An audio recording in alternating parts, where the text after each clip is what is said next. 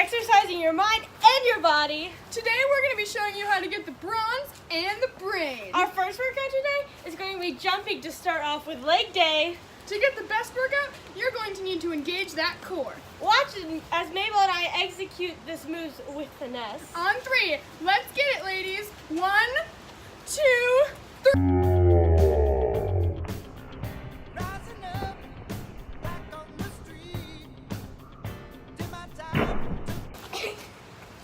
Man, I feel like I burned a lot of energy with that one, Bella. Well, how much energy? To remember that energy is always conserved once a system is in action, so no energy can be added or lost. This is explained by the law of conservation of energy. This means that once you start jumping, you will have the same amount of energy until you land. The energy does change forms, however.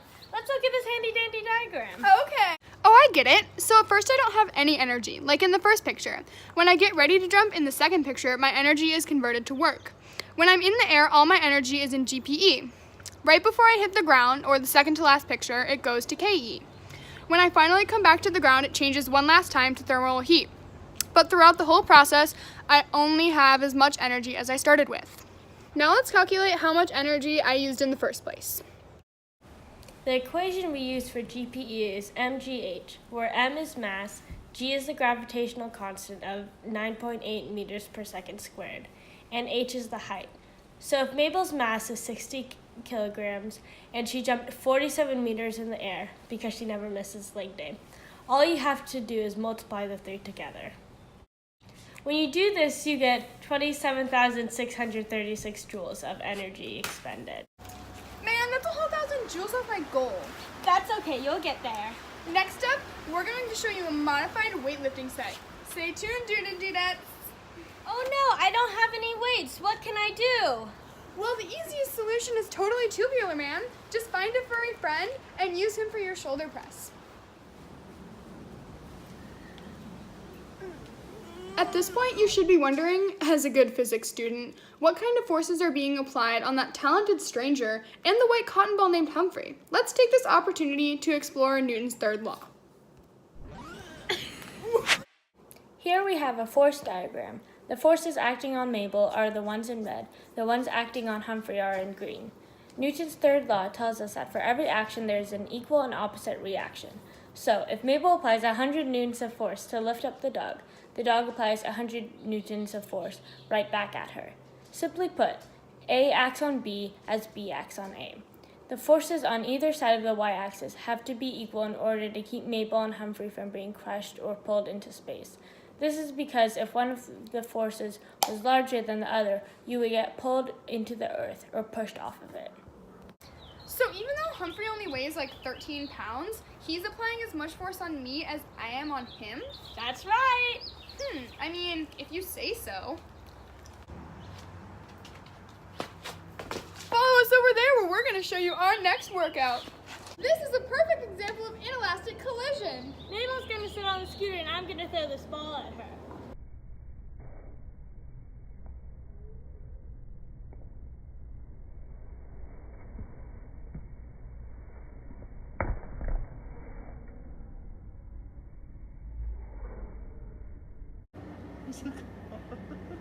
Once Mabel catches the ball, she moves backwards at 900 meters per second. Let's see how much that ball weighed to push her back at that velocity. My mass and the scooter's mass combined is 80 kilograms. Since I'm standing still, my velocity is 0. The ball is coming at me at 1,000 meters per second, and after catching it, mine and the ball's final velocity is 900 meters per second. Using the equation, m1 times v plus m2 times v equals m1 plus m2 times v final, we can figure out that the ball's weight is 720 kilograms. Now that we've demonstrated inelastic collision, it's time to move on to our next exercise. Grab your ropes, ladies! Woo! We're going to show you how to get an arm workout and create some sick waves, brah.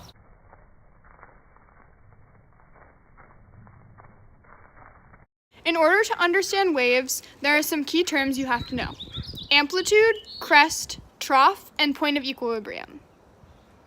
The crest is the highest point of a wave, while the trough is the lowest. The point of equilibrium is the line that is level with the starting position of the wave. The amplitude is the distance between a crest or a trough, and the equilibrium. The red dots represent troughs. The blue dot is where the crest of the wave is, and the black line is the point of equilibrium. It's time to kick it into high gear, Bella. Let's move to a place with more space. Time to watch Mabel do some serious sprinting. Time to find out Mabel's acceleration. Here we have a graph showing Mabel's acceleration. As you can see, she accelerated for 4 seconds before reaching her maximum speed of 5 meters per second.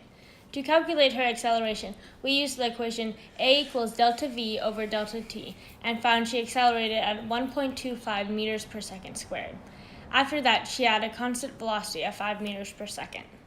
Alrighty, Bella. Now that we've increased our brain power, it's time to move on.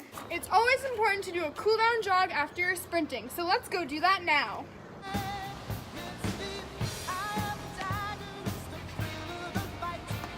Wow, you look like CJ Parker out there. Man, I bet I had a really high velocity and a really fast speed. I don't think you had a high velocity. Really? Because I ran like all the way there and back. But velocity is different from speed. Is this like scalar and the other one? Yeah.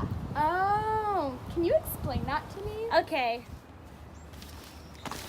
Basically, scalar gives us one measurement, like how much, but vectors gives us two, like how much and in what direction. Because you ended up running exactly back where you started, your velocity is 0. This is due to the fact that displacement, or change in x, is equal to x final minus x initial. Since your ending and starting places were the same, you had no displacement. When you divide the displacement, which is 0, by the time it took, you'll find that the velocity is 0. Okay, but even if my velocity was 0, I probably still had a really high speed. Did you even see me out there? Okay, well, I went like 20 meters in about like 2 seconds. So if you plug that into the equation to find speed, which is delta x, or change in distance, over delta t, or the amount of time it took you, you would do 20 meters over 2 seconds, which would be about 10 meters per second. And basically in line with the Olympians, all right? Okay, whatever. Now Bella is going to push a heavy box across the surface, and we can teach you about friction. As shown by the force diagram, there are 4 forces acting on the box, 2 vertical and 2 horizontal. The y forces, the force of the ground on the box and the force of the earth on the box, are equal. The horizontal forces, or the force of Bella on the box and the force of friction on the box, are also equal to each other, because of Newton's third law. Now Bella's going to help us calculate the amount of friction.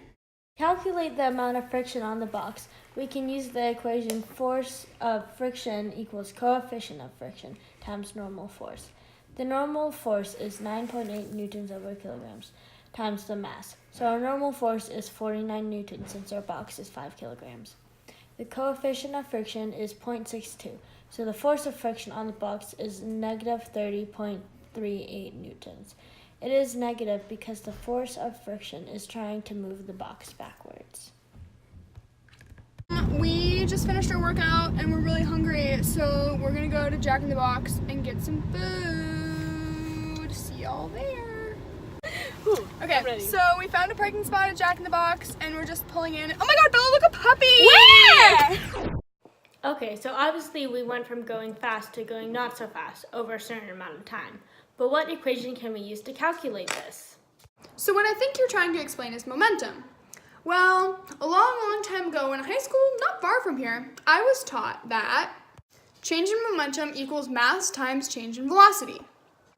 Okay, that makes sense.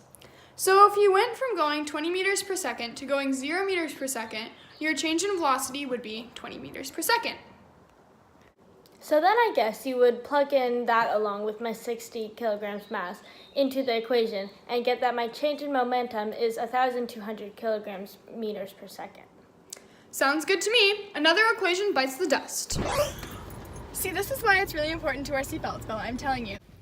Okay, so that was Bella and Mabel's totally tubular workout for the mind and body. Thanks for watching.